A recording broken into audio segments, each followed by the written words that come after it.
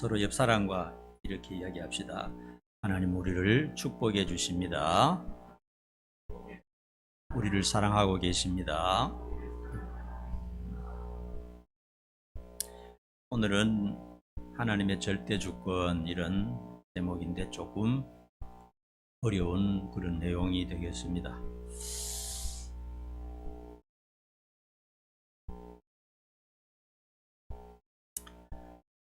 우리가 언제부턴가 교회를 다니고 예수님을 영접하고 하나님을 아버지로 불렀습니다.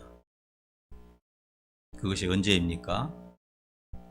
어떤 사람은 언제부터 교회 다녔는지 엄마 뱃속에서부터 시작된 사람도 있을 것이고, 어떤 사람은 내가 처음 교회에 나갔던 때를 기억하는 사람도 있을 것입니다. 누구를 따라서 나갔든지 우연히 나갔든지 첫 발을 디디게 되었고, 또 어느 날 예수님을 내 마음의 구주로 영접하고, 또 어느 날부터 기도할 때 하나님 아버지라고 그렇게 부르게 되었습니다. 다시 말하면 구원받고 하나님의 자녀가 되고 영생을 소유했다 하는 그런 뜻입니다.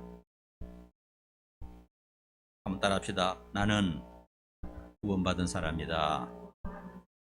또 다시 합시다. 나는 하나님의 자녀이고 영생을 얻었습니다. 아멘. 그런 사람입니다.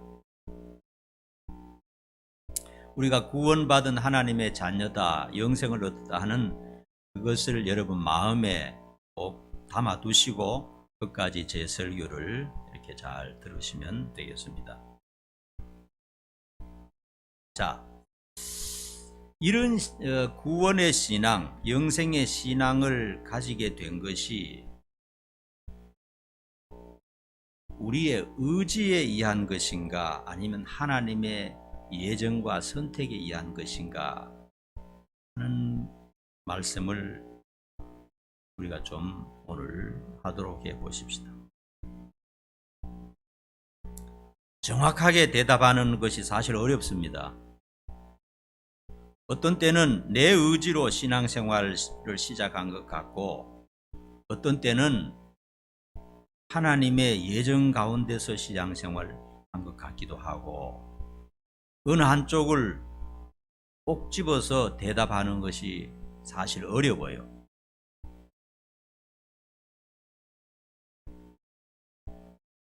성경에도 그런 부분이 있습니다. 내가 예수를 믿어야 성령을 받고 구원을 받는다. 그런 말씀이 있죠. 내가 예수님을 믿어야 성령을 받고 구원받는다. 이런 말씀이 있고, 또 어떤 성경에는 하나님이 예정을 하셨기 때문에 내가 또 구원받았다. 이런 말씀도 있고요. 어느 한쪽을 콕 집어서 설명하기가 어려운 부분입니다. 세상 만사가 다 그렇겠지만 특별히 좀 좁혀가지고 인간의 구원,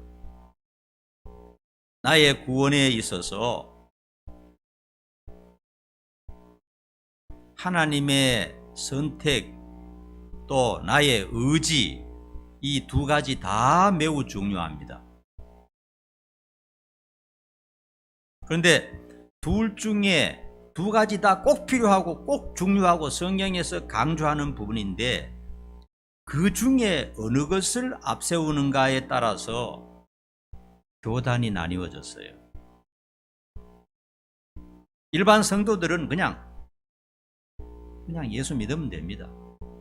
내 의지로 신앙생활 하든지 아니면 하나님의 선택으로 신앙생활 하든지 지금 하는 대로 꾸준하게 하면 됩니다. 이것이 어느 쪽을 앞세웠느냐에 따라서 이단이 되는 것은 아니에요. 그러니까 잘못된 것은 아니다 이거죠. 왜냐하면 성경에 양쪽을 다 강조하고 있고, 한쪽으로만 치우치는 것은 좀 위험성이 있기 때문에 둘 다 중요한 것입니다.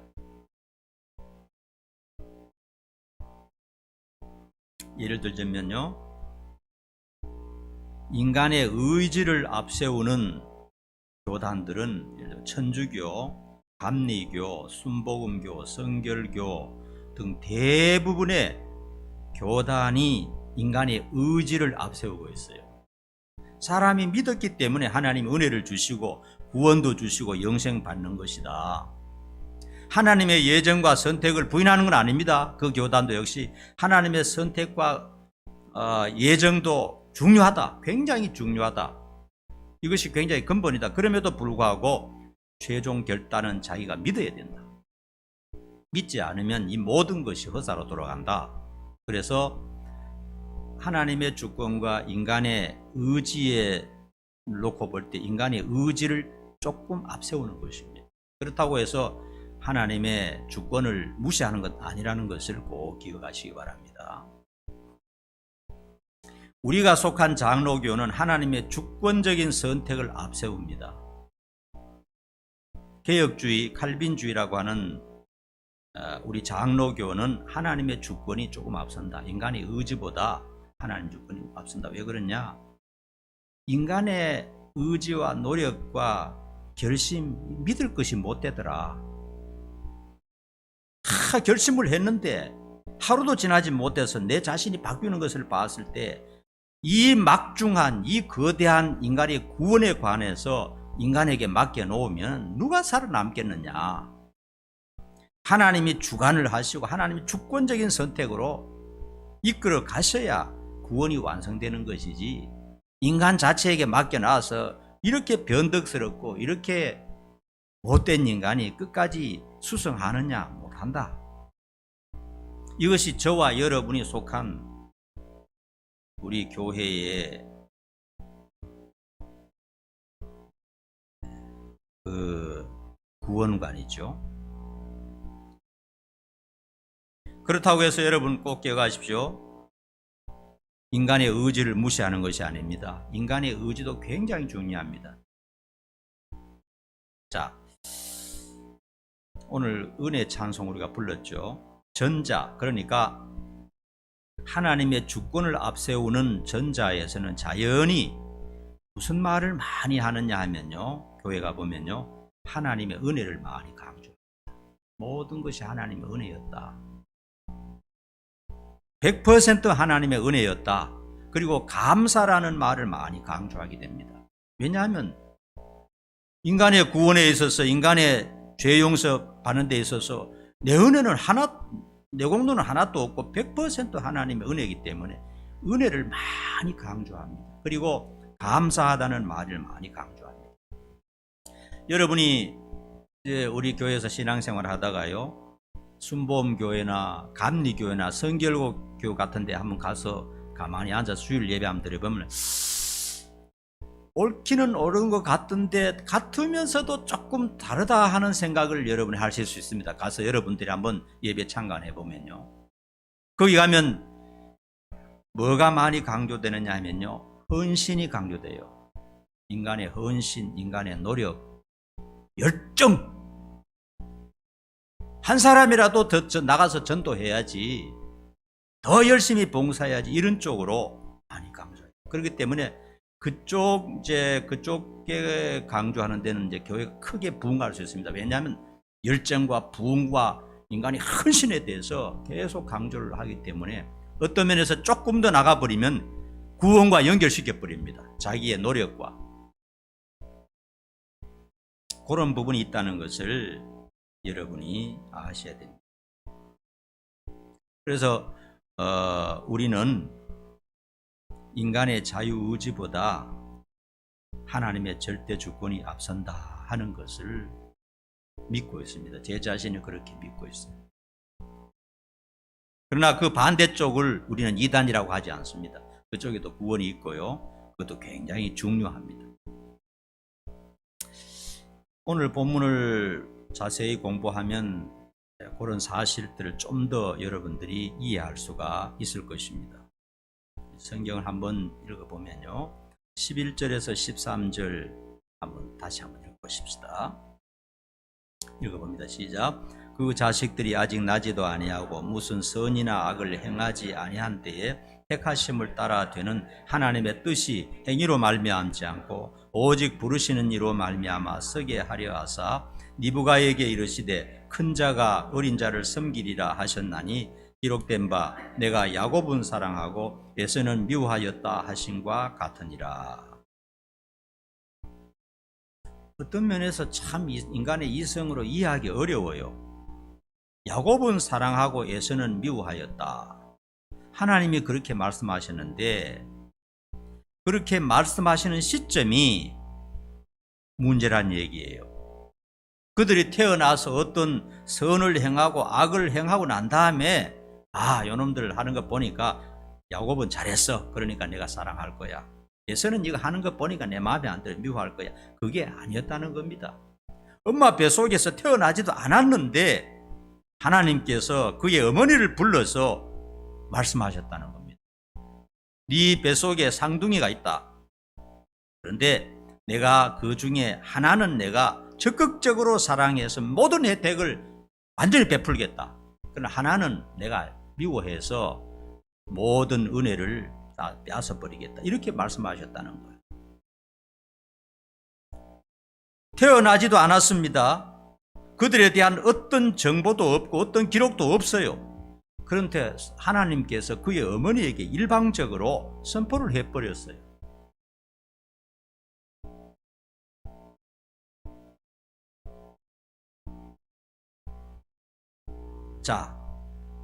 자, 이렇게 선포를 하셨는데 만약에 후에 에서가 이 성경을 읽는다면 어떻게 될까요? 매우 분노할 겁니다. 참 하나님 참 그 믿을 만한 분이 아니구만 이렇게 할 겁니다. 불평 원망으로 가득 찰 겁니다. 반면에 야곱이 이 말씀을 읽는다면 어떻게 될까요? 눈물로 감격할 것입니다. 바로 이 차이입니다. 이 차이. 눈물로 감격할 것입니다. 맞았어. 결코 내가 잘하고 내가 선하고 내가 참 마음이 너그러워서 용서받고 구원받고 하나님의 복을 받은 것이 아니었어. 역시 그랬어. 모든 것이 하나님의 은혜였어. 100% 하나님의 은혜였어. 내가 복받고 내가 구원받고 내가 용서받은 것은 100% 하나님의 은혜였어. 나는 그럴 거리가 아니었는데 지나놓고 보니까 맞았어. 야곱은 이렇게 감사할 겁니다. 눈물로 감사할 겁니다. 그러나 에서편에 선 사람들은 불평거리가 많을 것입니다. 세상에 이런 법이 어디 있어? 인간도 이렇게는 안 해. 만일 하나님이 계신다고 해도 나는 그런 불공평한 신은 절대로 믿을 생각이 없어 하고 하늘을 향해서 침을 뱉어버릴 것입니다. 바로 이 차이입니다. 하나님의 절대 구원에 관해서 여러분 어떤 생각이 듭니까? 불공평하다는 생각이 듭니까? 아니면은 역시 그래서 하나님의 은혜여서 그런 생각이 듭니까? 전자입니까? 후자입니까?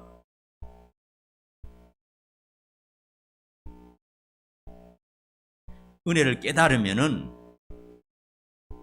알게 됩니다. 내 자신이 참 다른 사람보다 비교해서 좀 더 선해, 좀 더 똑똑해 이런 생각이 들지 않고 역시 그랬어. 내가 오늘까지 버텨온 것은 역시 하나님 은혜였어. 그렇게 생각이 들 거예요. 그 다음 14절에서 16절까지 보면요, 무조건적인 하나님의 선택에 대해서 나옵니다. 우리 14절부터 16절까지 봅시다. 시작. 그런즉 우리가 무슨 말을 하리요? 하나님께 불의가 있느냐? 그럴 수 없느니라. 모세에게 이르시되 내가 긍휼히 여길 자를 긍휼히 여기고 불쌍히 여길 자를 불쌍히 여기리라 하셨으니 그런즉 원하는 자로 말미암음도 아니요 다른 박질하는 자로 말미암음도 아니요 오직 긍휼히 여기시는 하나님으로 말미암음이니라. 여기 보니까 하나님의 무조건적인 선택을 말하고 있습니다. 하나님께서 선택하실 때 우리 인간적으로 볼 때는 무조건적인 선택입니다. 그 조건을 하나님만 알고 계세요. 왜 내가 선택되었느냐? 우리는 모릅니다. 다른 사람과 비교해 봤을 때 믿지 않는 사람이 나보다 성품이 훨씬 더 부드럽고 융통성 있고 선한 사람도 많아요. 내가 훨씬 더 계산적이고 내가 훨씬 더 못됐고 내 성격이 훨씬 더 까다로운데도 불구하고 왜 내가 선택되느냐? 그 조건이 우리한테 있지 않다는 얘기입니다. 오늘 말씀에 보니까 그 선택의 조건이 하나님밖에 모른다는 거예요. 하나님 일방적으로 자기가 좋은 대로 해버린다는 겁니다. 이 말씀에만 보면 그렇다는 얘기예요. 그렇게 그것을 알 때 우리는 너무나 감사하게 될 것입니다.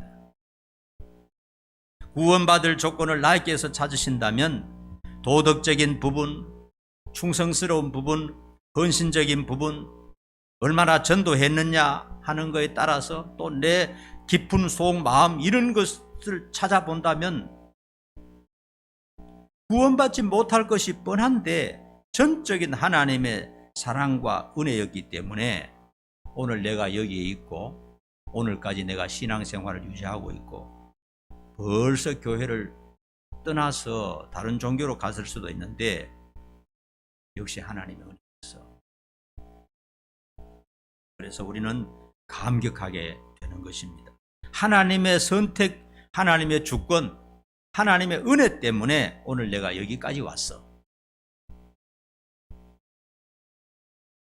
반면에 에서편에 선 사람은 하나님이 불공평하다고 불의하시다고 원망하고 불평하게 될 것입니다. 이에 대해서 오늘 본문은 하나님의 주권에 대하여 강조하고 있습니다. 모세에게 말씀하셨듯이 내가 긍휼히 여길 자를 긍휼히 여기고 불쌍히 여길 자를 내가 불쌍히 여기리라. 이 하나님의 주장에 대해서 반문할 사람이 누가 있겠는가 하는 것입니다. 여러분 성경에 보면 한 장을 넘어가면요 21절에 넘어가면 토기장이의 비유가 나옵니다. 우리 21절 한번 보십시다. 21절 한번 열어봐 주세요.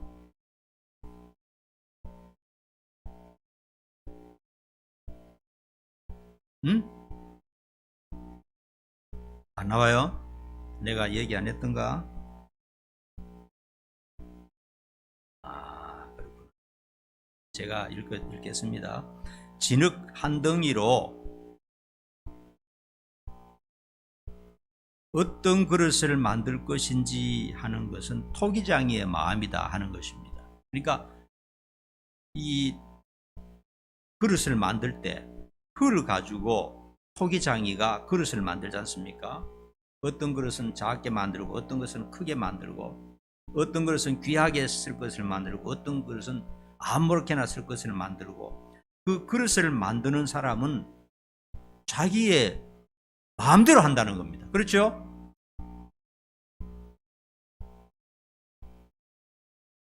그것을 지금 얘기하는 거예요. 하나님의 주권에 관해서.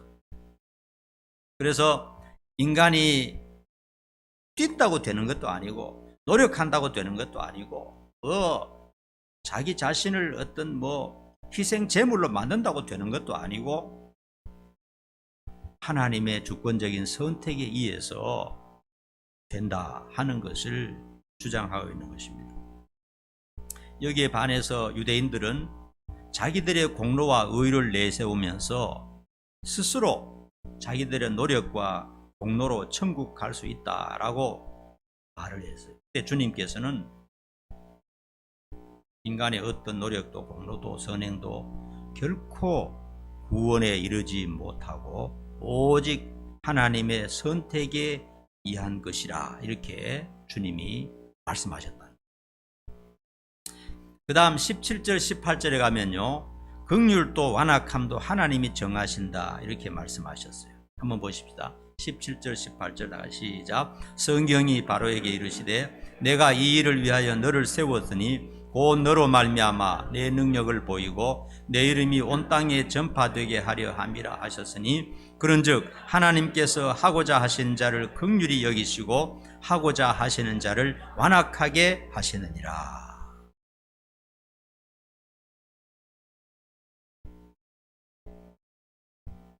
이 말씀이 무슨 말씀이냐 하면요, 하나님께서 원하시는 대로 어떤 사람은 긍휼을 베풀고 불쌍히 여기고 어떤 사람은 더 고집이 세게 하고 완고하게 해서 이렇게 끝까지 밀고 나가겠다, 이런 말씀이에요.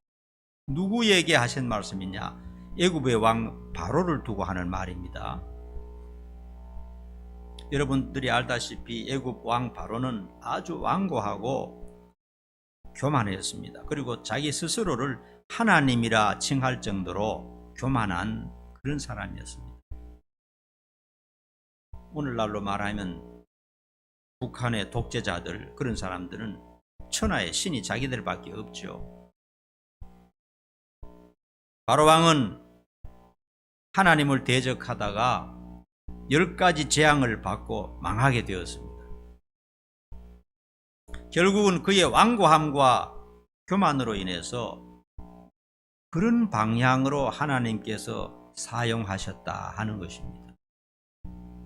하나님께서는요, 완고하고 악하고 잔혹한 사람들을 그런 방향으로 쓰신다 하는 것을 성경에서 말하고 있어요. 잠언 16장 4절 한번 보십시오. 잠언 16장 4절 같이 시작. 여호와께서 온갖 것을 그 쓰임에 적당하게 지으셨나니 악인도 악한 날에 적당하게 하셨느니라. 그러므로 악한 사람도 하나님이 사용하십니다. 악한 방식으로. 그러니까 간악한 자, 교활한 자, 독재자, 난폭한 자, 위선자, 이런 사람들도요, 하나님께서 그런 쪽으로 이용하십니다. 하나님이 이용하신다고 해서 다 구원받는다는 게 아닙니다. 하나님이 그런 사람을 이용해서 이 세상에 심판 베풀 자를 심판 베풀고 벌할 자를 벌하고 그런 쪽으로 사용을 하신다는 겁니다. 그러므로 간악한 독재자들, 간악한 이 정치가들이 역사적으로 많이 일어났습니다. 하나님이 그런 사람들을, 악한 세상을 심판하실 때 그런 사람들을 이용해서 사용하실 때가 많았어요.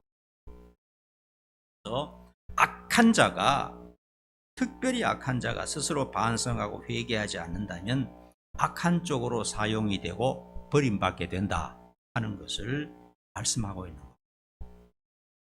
그래서 하나님께서 불쌍하게 여기 은혜를 베푸시고 영원히 구원할 자는 하나님이 은혜를 베푸신다, 이렇게 말씀하고 있는 것입니다. 이런 말씀을 볼 때 어떤 면에서는요, 믿음이 약한 자가 볼 때는 이해하기 어려운 부분도 있습니다. 여러분, 오늘 본문 말씀을 읽고 어떤 생각이 듭니까? 어떤 사람은 좀 불편할 겁니다. 일방적으로 하나님이 자기가 원하는 자를 선택해서 영원한 은혜를 베푸시고, 일방적으로 어떤 사람은 선택하지 않아서 영원한 저주를 내리시고, 야, 참 하나님 무서운 하나님이다, 이런 생각이 들 수도 있습니다. 반면에 내가 바로 저렇게 버림받아야 되는데, 야, 배경에 하나님의 은혜가 있었구나. 내가 저주받고 교회를 비난하고 하나님을 무시하고 살다가 불구덩이 속에 떨어져야 되는데, 내가 오늘까지 이렇게 신앙생활하고 있고 교회 다니고 있는 것은 내 힘이 아니었구나. 뒤에 하나님의 백그라운드가 있었구나, 이렇게 생각하는 사람도 있을 것입니다. 그래서 어떤 사람들은 하나님께서 참 불공평하시다, 이런 말을 들으면요, 그러나 믿음이 있는 사람이 볼 때는 할 말이 없어요. 내가 구원받은 것이 역시 그였어. 내가 오늘까지 신앙생활하고 구원받고 구원의 기쁨을 유지하는 것은 하나님의 절대적인 선택과 은혜였지. 이 못난 죄인에게 은혜 베푸시고 지켜주시고 살려주셔서 감사합니다, 이런 말이, 이 본문 말씀, 이런 성경을 읽고 이런 설교를 들을 때 감사가 저절로 나오는 거예요. 그래서 우리의 구원과 영생은 100% 하나님의 은혜요, 예수님의 공로요, 성령님의 인도이며 내 노력과 공로는 0이라는 것을 알고 그렇게 고백하게 되는 것입니다. 그러나 반대편에 있는 사람은 모든 것이 다 불평불만입니다.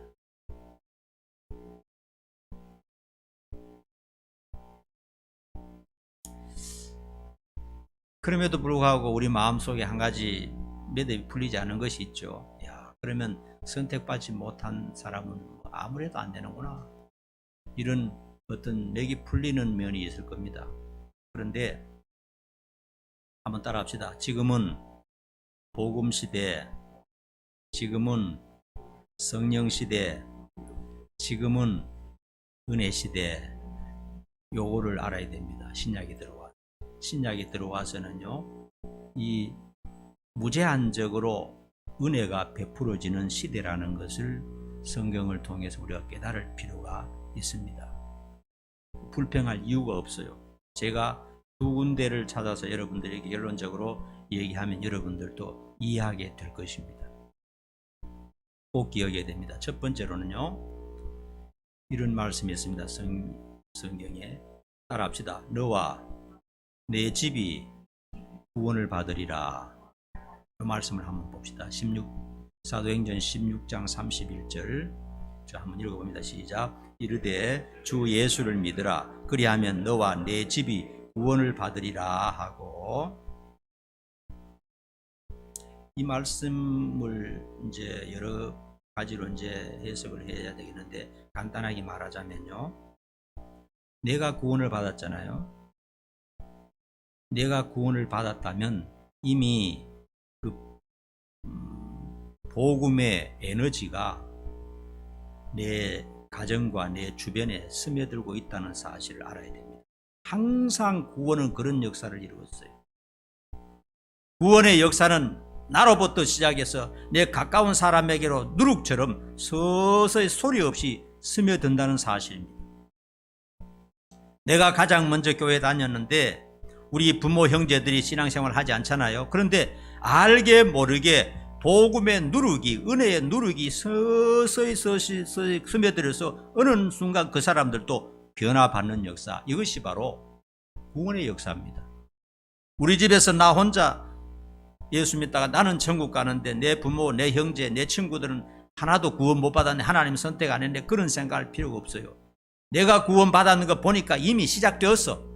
내가 첫 열매지만은 서서히 우리 가족들에게 전부 구원의 뿌리가 내려간다. 여러분, 구원의 역사를 보세요.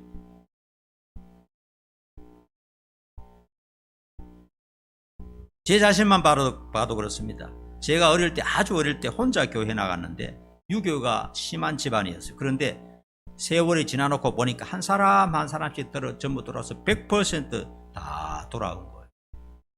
제가 결혼했을 때 결혼해 보니까 우리 집사람만 겨우 교회 다니고 그 집 식구들은 아무도 교회 안 다녔어요. 그런데 지금 서서히 다 들어와요. 그래서 계속 기도하고 있고 결국은 그 복음으로 말미암아 온 가정이 구원받게 되는 것입니다. 그러므로 우리 가정에 아직 예수 믿지 않은 사람이 있어서 지옥 가겠네, 그런 생각할 필요가 없어요. 우리가 똑바르게 하기만 하면, 예수 믿는 모습을 보여주기만 하면, 복음의 진리를 보여주기만 하면 결국은 다 진리 쪽으로 돌아오게 된다 하는 사실. 그 다음에 두 번째는요, 지금은 은혜의 때요 구원의 날입니다. 고린도후서 6장 2절 한번 읽어봅시다. 고린도후서 6장 2절 시작. 이르시되 내가 은혜 베풀 때에 너에게 듣고 구원의 날을 다 하셨으니 보라 지금은 은혜 받을 만한 때요 보라 지금은 구원의 날이로다. 여러분, 지금은요 복음의 문이 누구에게나 활짝 열려 있습니다. 닫혀진 상태가 아닙니다. 누구든지 중요한 것은 마음을 조금만 낮추면 돼요. 자기 주장 조금만 버리면 됩니다. 자기가 알고 있었던 과거의 어떤 사상이나 철학, 되지도 않은 이 주장들을 꽉 붙들고 교만하지만 하면, 조금만 마음만 살짝 내려놓으면요 복음이 내 심령 속에 싹 들어와 버립니다. 싹 들어와서 영원히 저주받아야 될 사람이 구원 속으로 순간에 들어와 버려요. 그 사람이 죄를 지었거나 어떤 형편에 처하든지 어떤 짓을 하고 있어도 상관없어요. 누구에게나 은혜의 문이 열려 있고 구원의 문이 열려 있고 복음의 문이 활짝 열려 있다는 사실을 성경은 또 강조하고 있는 것입니다.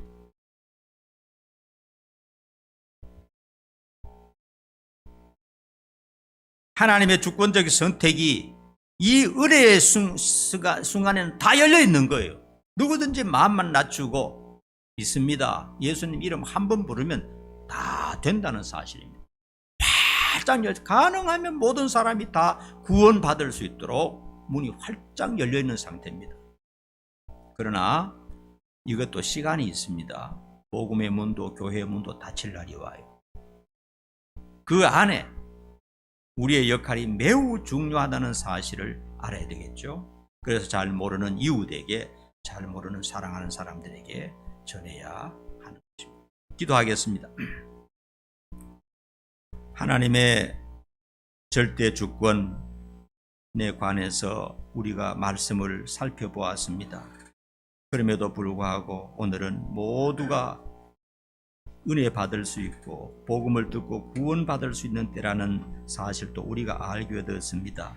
우리의 신앙을 더 공고히 하고 우리에게 주신 사명을 더 깊이 통찰하고 감당하는 우리 모두가 되도록 인도하여 주옵소서.